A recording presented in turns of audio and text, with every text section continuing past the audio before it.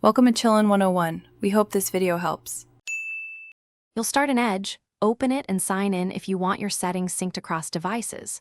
Once done, confirm you're using the Chromium-based Edge by checking Settings About. This method depends on that build. Next, make sure Google is available as a search choice by visiting Google.com briefly. This registers it with Edge. Now proceed to the exact settings area so you can set Google as both your homepage and the new tab target. No waiting, we move right into settings. Now go to Settings and open Start, Home, and New tabs to control startup behavior.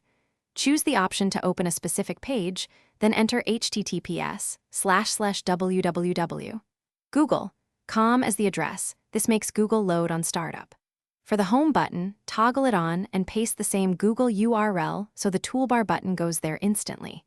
If you want new tabs to show Google instead of Edge's default page, either switch the new tab setting if available or install a lightweight new tab extension that points to Google.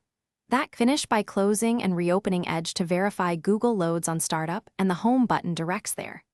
If new tabs keep showing the Edge page, make sure no extension forces the default.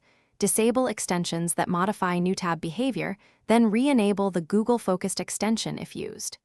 If things still fail, clear the browser cache, check for Edge updates, and restart your computer.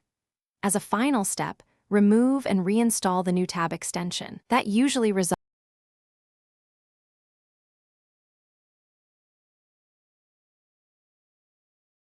Thanks for watching. Consider subscribing if we helped you.